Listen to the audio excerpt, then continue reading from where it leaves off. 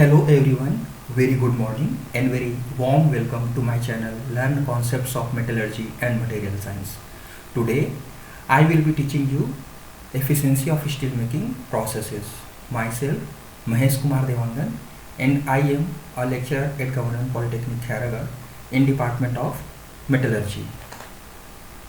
तो बहुत सारे डिफरेंट स्टील मेकिंग शॉप्स जो होते हैं उसके परफॉर्मेंस को कंपेयर करने के लिए या उस अलग अलग शॉप में कॉस्ट ऑफ प्रोडक्शन को रिलेट करने के लिए हमें उस स्टील मेकिंग शॉप के एफिशिएंसी को एसेस करने की ज़रूरत होती है।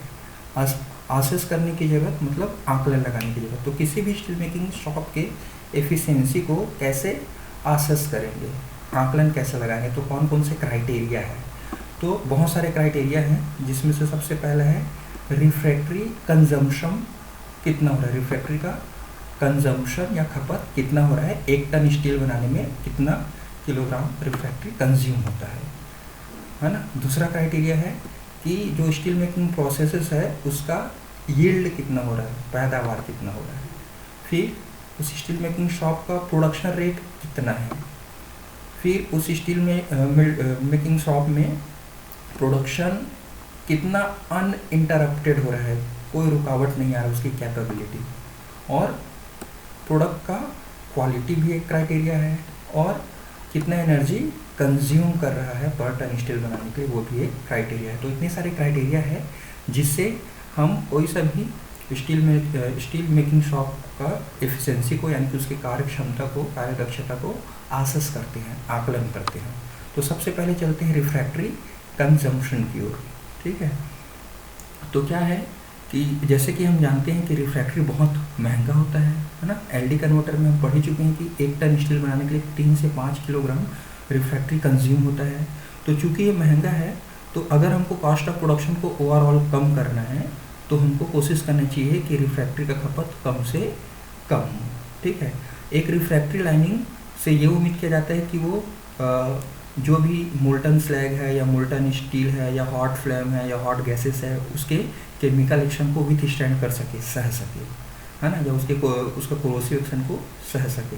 साथ ही साथ ये कुछ मैकेनिकल स्ट्रेसेस को भी विथ स्टैंड करता है, सहता है। इसके मैकेनिकल स्ट्रेसेस जैसे कि सॉलिड और लिक्विड चार्जिंग के कारण जो होता है ना, मैकेनिकल स्ट्रेसेस लिक्विड और गैस के मूवमेंट के कारण जो होता है, या कह सकते हैं कि हाई टेम्परेचर को भी विथ स्टैंड करना रहता है, थर्मल शॉक्स को भी, स्पालिंग को भी। तो ये सब रिफ्रैक्टरी को सहना पड़ता है। तो किसी भी स्टील मेकिंग प्रोसेस में जो कॉस्ट ऑफ प्रोडक्शन है उसको रिफ्रैक्टरी का खपत बहुत ज़्यादा अफेक्ट करता है।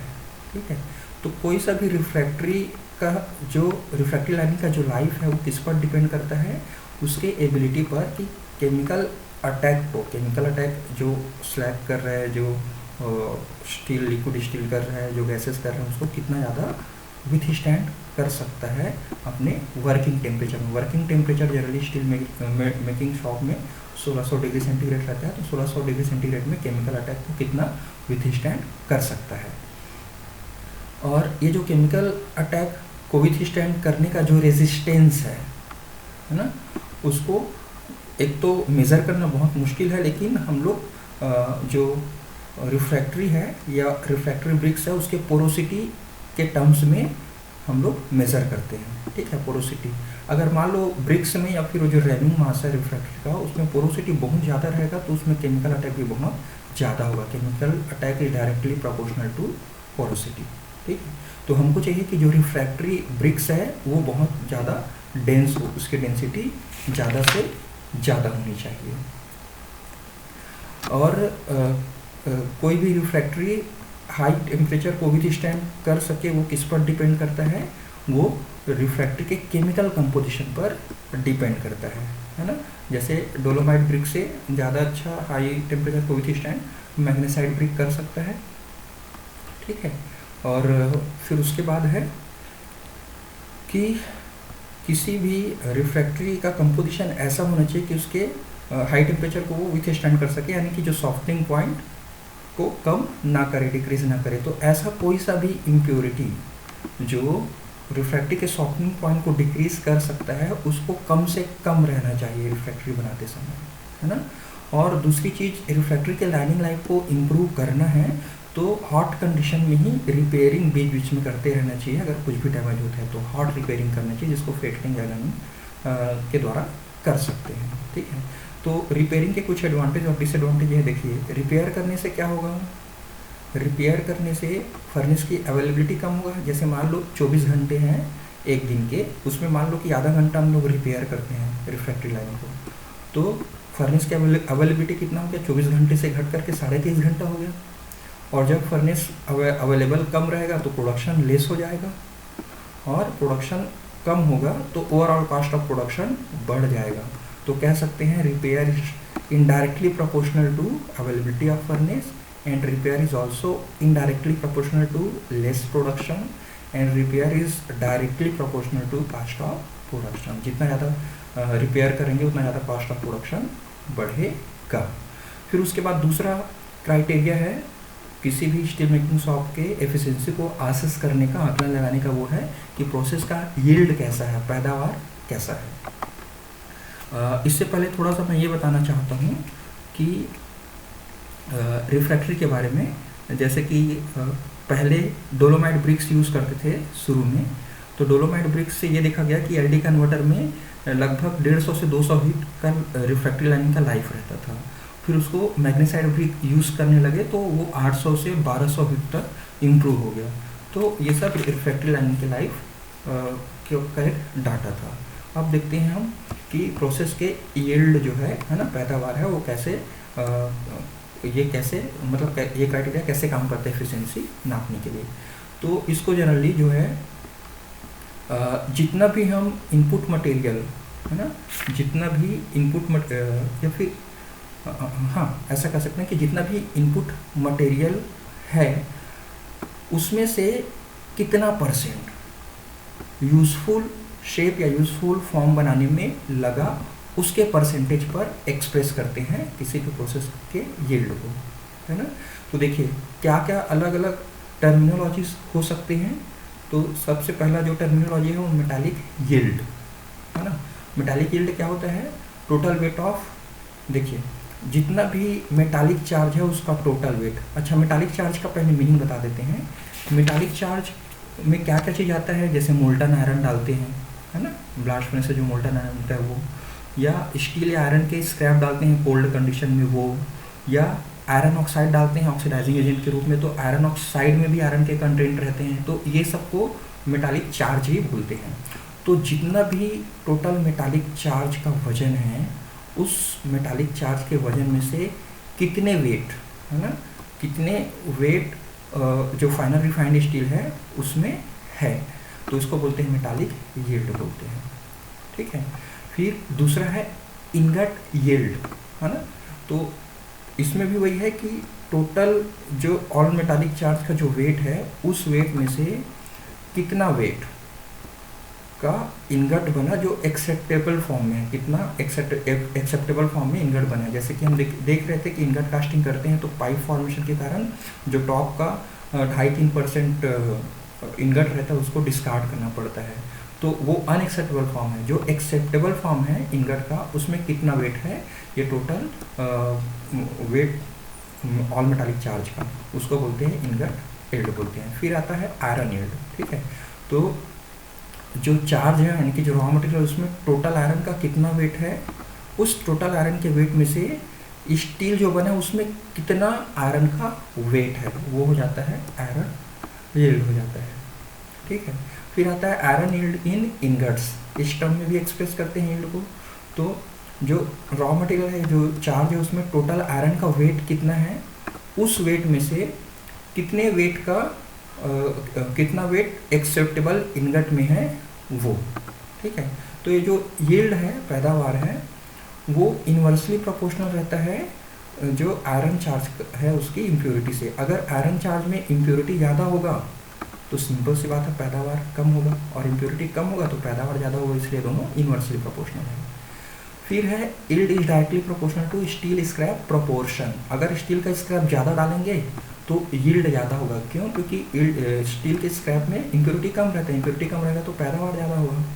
फिर yield is inversely proportional to slag volume. अगर स्लैग वॉल्यूम ज़्यादा रहेगा तो यील्ड कम होगा, और स्लैग वॉल्यूम कम रहेगा तो यील्ड ज़्यादा होगा। ठीक है। अच्छा, तो ये जानते हैं कि कोई सा भी स्टील मेकिंग प्रोसेस में ये मेटल का लॉस होता कहाँ है। तो मेटल का लॉस कहाँ होता है? मेटल का या मेटलॉइड्स जो है उसका ऑक्सीडेशन हो जाता है ना। और स्लैग में भी आयरन का लॉस हो जाता है, या कहीं कहीं पर स्कल फॉर्मेशन होता है फर्नेस के माउथ वगैरह में, है ना। या आयरन कभी कभी फ्यूम या डस्ट के फॉर्म पे लॉस कर सकता है। तो ये सब तरीका है जिससे आयरन का, है ना, मेटालिक आयरन का लॉस हो सकता है। फिर नेक्स्ट आता है प्रोडक्शन रेट। तो प्रोडक्शन रेट एक पैरामीटर है जिससे हम ये आसस करते हैं कि जो भी कैपिटल इन्वेस्टमेंट हमारा है उसका उपयोगिता कितनी है ना, कितना यूटिलिटी है स्टील मेल्टिंग शॉप में, या फिर जो स्टाफ हमारा काम कर रहा है स्टील मेल्टिंग शॉप में, जो इक्विपमेंट को हैंडल कर रहा है उसकी एफिशिएंसी कितना है। ठीक है। तो प्रोडक्शन रेट जो है वो जनरली कह सकते हैं फंक्शन है 3 अलग अलग टर्म्स का। किसका टैप टू टैप टाइम या हीट टाइम बोलते हैं। अगर टैप टू टैप टाइम ज़्यादा रहा तो प्रोडक्शन रेट भी कह सकते हैं कि production rate is directly proportional to tap time, ये डायरेक्टली प्रोपोर्शनल है ना। और दूसरा है कैंपेन टाइम। कैंपेन टाइम के भी डायरेक्टली प्रोपोर्शनल है प्रोडक्शन रेट। अगर कैंपेन टाइम ज़्यादा रहेगा तो प्रोडक्शन रेट ज़्यादा रहेगा। फिर है third down time. Down time is inversely proportional to production rate. अगर प्रोडक्शन रेट ज़्यादा चाहिए तो डाउन टाइम कम करना है ना। तो ये tap to tap time, campaign time, down time को एक बार फिर से डिफाइन कर लेते हैं, हालांकि हम पढ़ चुके हैं। तो टैप टू टैप टाइम किसको बोलते हैं, है ना, टोटल टाइम जब हमारा जो कन्वर्टर है, एलडी कन्वर्टर या से कोई सा भी कन्वर्टर, है ना, तो इस कन्वर्टर में टोटल टाइम कितना लगता है रॉ मटेरियल को फिनिश्ड स्टील बनाने में, और उसमें हैंडलिंग टाइम भी इंक्लूड रहेगा। हैंडलिंग टाइम यानी कि जो भी रिपेयरिंग टाइम है वो भी इंक्लूडेड रहेगा। तो रॉ मटेरियल से स्टील बनाने में कितना टाइम लगेगा इंक्लूडिंग हैंडलिंग टाइम, उस टाइम को हम लोग टैप टू टैप टाइम बोलते हैं। जैसे एलडी कन्वर्टर का टैप टू टैप टाइम 40 से 60 मिनट के बीच रहता है। ठीक है। और उसके बाद है कैंपेन लाइफ। कैंपेन लाइफ मतलब duration before the furnace is due again for relining. जैसे मान लो कि आज हम फर्नेस को फर्नेस का रिफ्रैक्टरी रिलाइन करके लगाए हैं, अब उसके बाद नेक्स्ट शट डाउन लेना पड़ता है, कंप्लीट रिलाइनिंग के लिए चेंज करना पड़ता है। ठीक है। तो ये जो ड्यूरेशन रहेगा दोनों के बीच उसको कैंपेन लाइफ बोलेंगे। जैसे एग्जांपल लेते हैं कि मान लो एक एलडी कन्वर्टर है जिसका लाइफ, कैंपेन लाइफ मान लो 800 हीट है।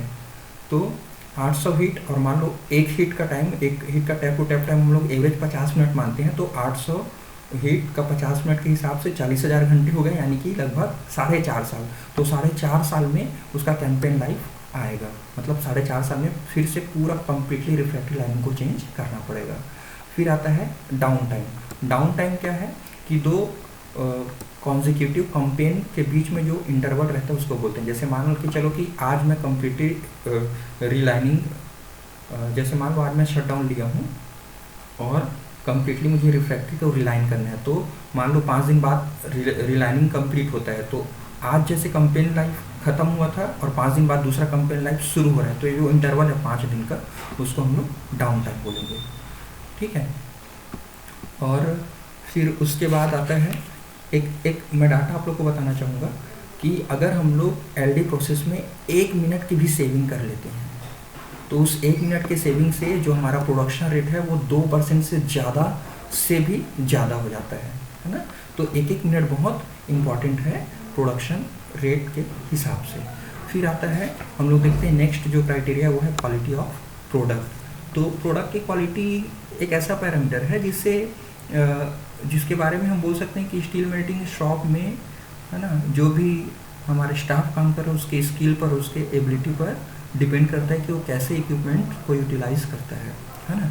और ये जो टर्म है क्वालिटी, वो बताता है कि कितना क्लोजली हम जो स्पेसिफिकेशन है उसको अचीव करते हैं, है ना, स्टील के स्पेसिफिकेशन को। तो स्टील के स्पेसिफिकेशन में क्या क्या चीज़ें इंक्लूडेड हैं, तो उसमें है केमिकल कंपोजिशन, है ना, गैस कंटेंट, क्लीनिनेस, मतलब non metallic inclusion free steel को हम क्लीन स्टील बोलते हैं, और मैकेनिकल और फिजिकल प्रॉपर्टीज स्टील का। ठीक है, तो केमिकल कंपोजिशन क्या इंडिकेट करता है किसी भी स्पेसिफिकेशन में, कि एक कुछ रेंज रहता है कि ये जो डिजायर्ड एलिमेंट है वो इस रेंज में रहे, या फिर इम्प्योरिटी का मैक्सिमम परमिशिबल कुछ लिमिट रहता है ना, इस टाइप का। या ऐसे गैस कंटेंट है कितना ppm मैक्सिमम परमिशिबल है ना, या नॉन मेटालिक इंक्लूजन कौन कौन से नहीं रहना चाहिए और कौन कौन सा है, तो उसका शेप मॉडिफिकेशन कैसा हो। तो कहना चाहिए कि जो भी ये जो केमिकल कंपोजिशन उसका होमोजेनिटी होना चाहिए, गैस कंटेंट कम से कम होना चाहिए, है ना, स्टील में नॉन मेटालिक इंक्लूजन नहीं होना चाहिए, क्लीन होना चाहिए, तो ये सब कहलाता है हमारा क्वालिटी। ठीक है, तो एक बात और बता दूं कि जो क्वालिटी है वो कम्प्लीटली किस पर डिपेंडेंट है, जो हमारे ऑपरेटर्स हैं, जो हमारे वहाँ पर स्टाफ है, उसके स्किल और एबिलिटी पर, कि कैसे इक्विपमेंट को वो कैसे हैंडल करते हैं। अच्छा, इसको इम्प्रूव करने के लिए क्या करना चाहिए कि प्रोसेस के हर एक स्टेज में ये जो डिज़ायर्ड केमिकल कंपोजिशन है, स्पेसिफिकेशन है, उसको क्लोजली ऑब्जर्व करना चाहिए, है ना, मॉनिटरिंग करना चाहिए, सैम्पलिंग करते रहना चाहिए। फिर अदर पैरामीटर है energy and economic consideration in steel making process. तो देखिए, एनर्जी की ज़रूरत पड़ती है स्टील मेकिंग प्रोसेस में, है ना, इलेक्ट्रिकल एनर्जी, हीट एनर्जी। तो ये जो एनर्जी है वो कहाँ कंज्यूम होता है, या फिर मेल्टिंग, रॉ मटेरियल की मेल्टिंग में, या उसके रिफाइनिंग में, या फिर उसके इक्विपमेंट को ऑपरेट करने में, है ना। जैसे एलडी कन्वर्टर है तो इक्विपमेंट ऑपरेट करने के लिए, जैसे मान लो ऑक्सीजन लांस को ऑपरेट करने के लिए, या उसको टिल्ट फर्नेस को टोटल टिल्ट करने के लिए जो भी ट्रूनियन गियर सिस्टम है, तो ये सब, है ना। तो एक एग्जांपल लेते हैं, जैसे कोई ऑटोजीनियस प्रोसेस का लेते हैं। ऑटोजीनियस प्रोसेस मतलब यहाँ पर हीट ऑटोमेटिक जनरेट होता है एक्सोथर्मिक रिएक्शन से, एक्सटर्नल हीट देने की जरूरत नहीं पड़ती। एग्जांपल के लिए एलडी प्रोसेस और बेसिमर प्रोसेस है। तो यहाँ पर जो एनर्जी कंज्यूम होता है वो मेल्टिंग और रिफाइनिंग में नहीं होता, क्योंकि ऑटोजीनियस प्रोसेस है। एनर्जी सिर्फ कहाँ कंज्यूम होता है, इक्विपमेंट को ऑपरेट करने के लिए। तो यहाँ पर कॉस्ट ऑफ प्रोडक्शन बहुत कम आएगा, है ना। और दूसरा, अगर हम लोग नॉन ऑटोजीनियस प्रोसेस लेते हैं, जैसे ओपन हेर्थ फर्नेस, तो ओपन हेर्थ फर्नेस में ये इक्विपमेंट को ऑपरेट करने में तो लगेगा ही, उसके अलावा मेल्टिंग और रिफाइनिंग में भी एनर्जी कंज्यूम होता है, तो यहाँ पर कॉस्ट ऑफ प्रोडक्शन ज़्यादा होता है। तो यही इकोनॉमिक, है ना, मतलब अर्थ से फाइनेंशियल चीज़ें जो है। फिर जो एनर्जी कंजम्पशन है ना, एनर्जी का खपत है, उसको हम लोग देखेंगे, वो इनडायरेक्टली प्रोपोर्शनल है ऑपरेशन की एफिशिएंसी। अगर जो स्टील मेकिंग ऑपरेशन एफिशिएंट रहेगा तो एनर्जी कम कंज्यूम होगा, और एफिशिएंट नहीं रहेगा, कम रहेगा एफिशिएंट, तो एनर्जी कंजम्पशन बढ़ जाएगा। Energy consumption is directly proportional to heat loss. अगर कोई स्टील मेकिंग प्रोसेस में हीट लॉस ज़्यादा होता है तो एनर्जी भी ज़्यादा कंज्यूम होगा, है ना। And energy consumption is indirectly proportional to oxygen. Oxygen मतलब यहाँ पर ऑक्सीजन लांस से ऑक्सीजन के प्योरिटी से बात कर सकते हैं। अगर जितना ज़्यादा प्योर ऑक्सीजन हम लोग यूज़ करेंगे उतना ज़्यादा एनर्जी कम लगेगा। अगर ऑक्सीजन का प्योरिटी कम है तो एनर्जी कंजम्पशन ज़्यादा हो जाएगा। Energy consumption is directly proportional to cost, है ना। जितना ज़्यादा एनर्जी कंज्यूम होगा उतना ज़्यादा कॉस्ट आएगा, और जितना कम एनर्जी कंज्यूम होगा उतना कम कॉस्ट ऑफ प्रोडक्शन आएगा। Energy consumption is also indirectly proportional to raw material quality. अगर रॉ मटेरियल चीपर क्वालिटी का है, घटिया क्वालिटी का है, तो एनर्जी कंजम्पशन ज़्यादा लगेगा, और अगर रॉ मटेरियल का क्वालिटी अच्छा है तो एनर्जी कंजम्पशन कम लगेगा। फिर कॉस्ट फैक्टर के बारे में देखते हैं कि मटेरियल का कुछ कॉस्ट रहता है। मटेरियल मतलब जो चार्ज मटेरियल है, जिसमें अलॉयस हो सकते हैं, ऑक्सीजन हो सकता है, फ्लक्स हो सकता है, वगैरह वगैरह, है ना। कुछ कन्वर्जन कॉस्ट होता है, जैसे कि एनर्जी है, रिफ्रैक्टरी में कुछ कॉस्ट जाता है, अगर इलेक्ट्रिक आर्क होने से तो इलेक्ट्रोड्स में, वगैरह वगैरह। और कुछ फिक्स्ड कॉस्ट रहता है कुछ स्टील मेकिंग शॉप में, जिसमें वेजेस, सैलरी, स्टाफ या जो ऑपरेटर है उसके सैलरी फिक्स रहता है, देना ही है। डिप्रिशिएशन, जो मशीनरीज है उसका डिप्रिशिएशन होता है, या मान लो बहुत सरप्लस अमाउंट में स्टील प्रोड्यूस करके रखें तो मार्केट में उसका डिप्रिशिएशन बाद में हो सकता है। या कुछ इंटरेस्ट है, जैसे मान लो पब्लिक के शेयर हैं तो उसको इंटरेस्ट देना है, ये सब हो सकता है। लोन लिए तो इंटरेस्ट, या सर्विसेज का कुछ फिक्स्ड कॉस्ट रहता है ना। तो ये सब बहुत सारे क्राइटेरिया है।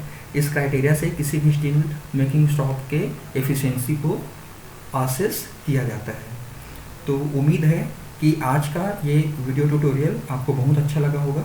तो आप सब मेरे YouTube चैनल को सब्सक्राइब जरूर करें, है ना। वीडियो लेक्चर को ऐसे ही देखते रहें और सीखते रहें। तो इसी उम्मीद के साथ आप सबका धन्यवाद। Thank you, bye bye.